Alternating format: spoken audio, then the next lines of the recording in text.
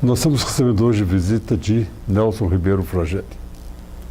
Fragelli é um membro do Instituto Plicor de Oliveira, que reside há mais de 30 anos na Europa e que esteve agora nos representando na Feira Internacional do Livro, em Frankfurt, que esse ano prestou uma homenagem especial ao Brasil. É de grande interesse para nós saber o que se passou e perguntamos a Nelson Fragelli o que o senhor tem a contar a respeito da participação do Brasil nessa Feira do Livro em Frankfurt. A Feira de Frankfurt, ela é notável, é a maior do mundo, não existe uma outra que atraia tantos países, são 110 países que todos os anos levam as suas editoras, em média 7.300 editoras, que se fazem representar em Frankfurt.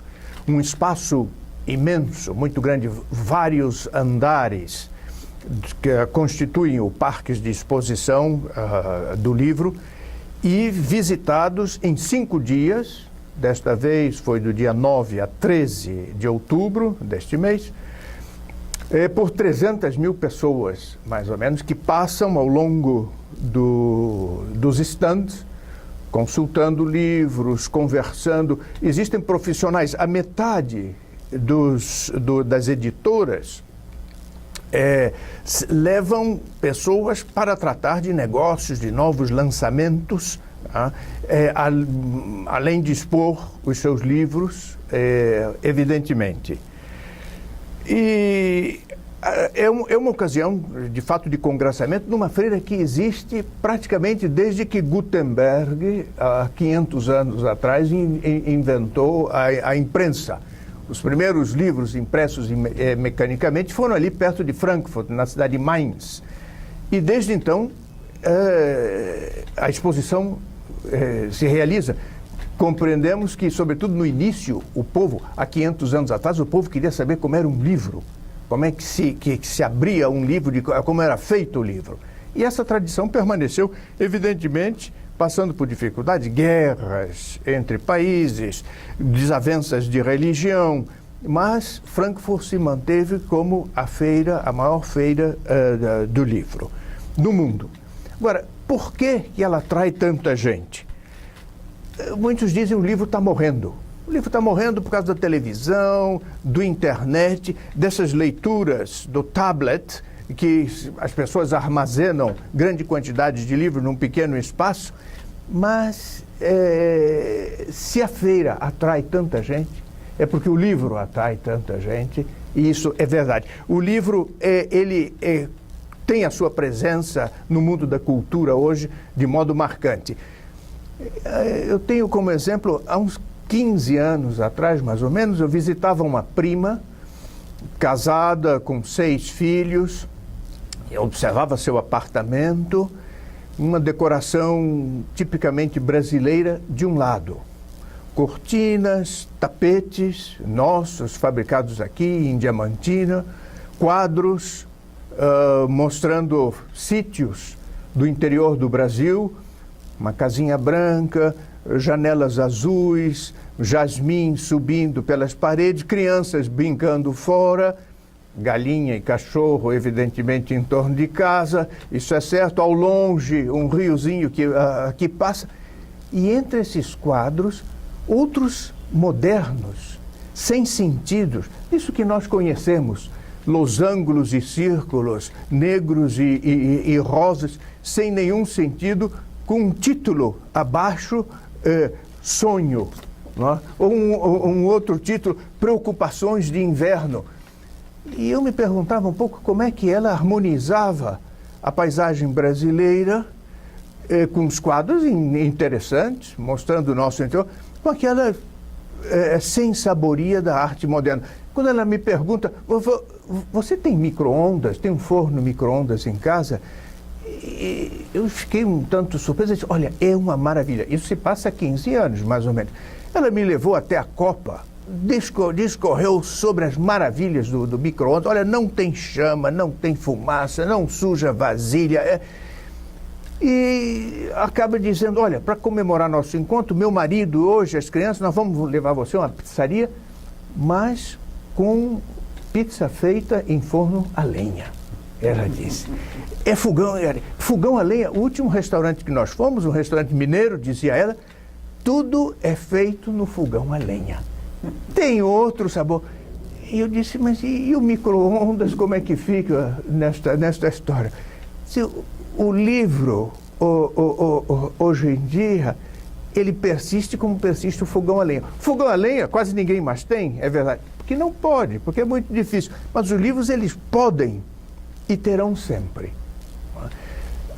O fogão a lenha dá um sabor à comida, uma coisa especial. Não sei que comunicação tem entre as chamas e o arroz, mas o arroz tem é muito melhor feito no fogão a lenha. O livro também, ele dá um sabor à leitura, pegando o volume, a capa, a qualidade da impressão, a qualidade da capa, se é de couro, se é capa dura ou capa mole.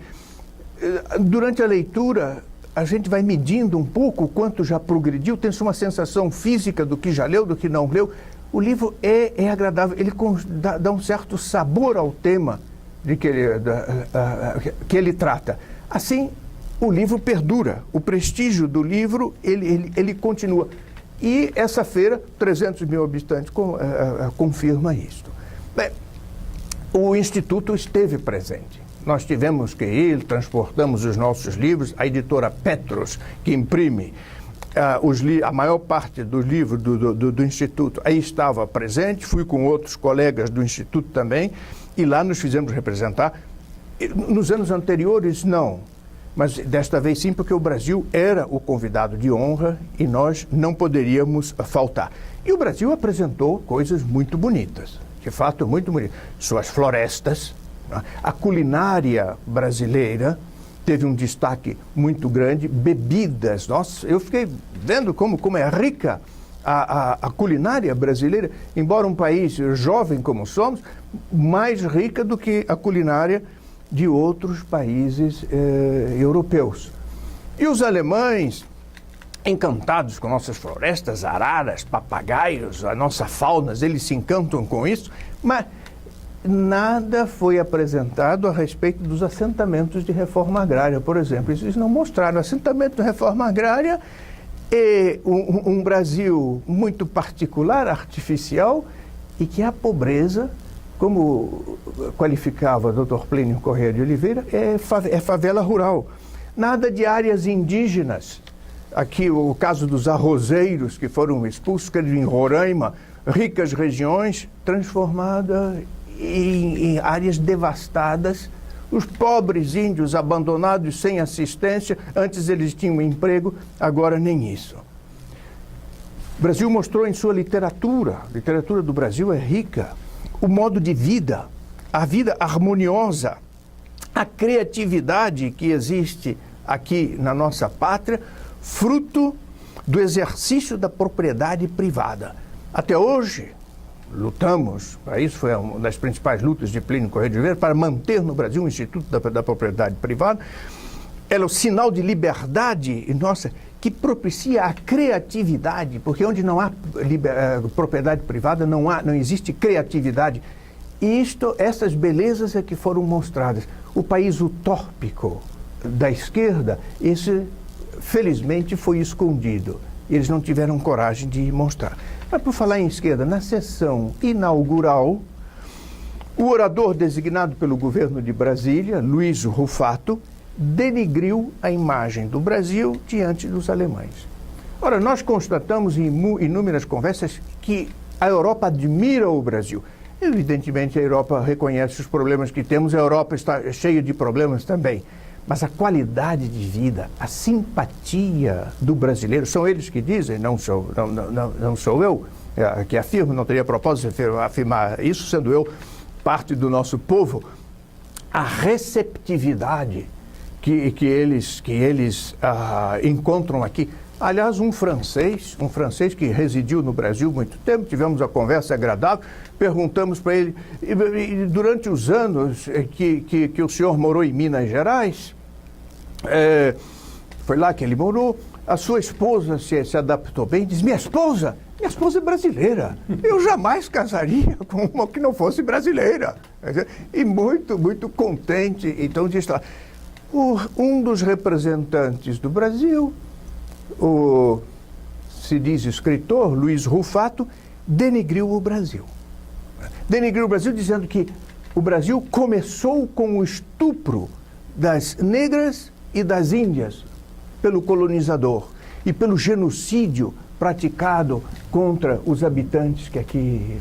Denegrindo não só o Brasil, mas sobretudo os portugueses que aqui estavam, povo heróico e colonizador que para cá trouxe os jesuítas, Nóbrega e Anchieta, o que fizeram aqui, se não educar com imenso sacrifício os habitantes que estavam aqui, os índios que povoavam pequena parte do nosso território. O Instituto lançou um comunicado para esclarecer a situação, o assunto, protestando contra este aspecto falso da história do Brasil, dizendo inexistente. Isso é uma invenção típica dos propagadores da luta de classe. Dissemos que o orador mostrou um ódio de classes que é desconhecido no Brasil, e distribuído à imprensa alemã, em alemão, bilíngue alemão e português, ele teve difusão, sobretudo aqui no Brasil. Ninguém defendeu a oratória, o orador que se apresentou. Não era possível, não havia argumento capaz de defendê-lo. E o ódio que ele quis mostrar como existente no Brasil foi desmentido pela própria exposição, que relata, através dos seus livros, da literatura, a grandeza do Brasil e a afabilidade do nosso povo. Nós agradecemos a Nelson Fragelli esse magnífico comentário que ele fez sobre a presença do Brasil na Feira do Livro em Frankfurt, que foi esse ano uma especial homenagem ao nosso país. O grande sucesso dos livros brasileiros, o grande sucesso da exposição brasileira foi devido principalmente aos brasileiros que fizeram a sua obra monumental e que procuram se transformar no nosso país. Muito obrigado.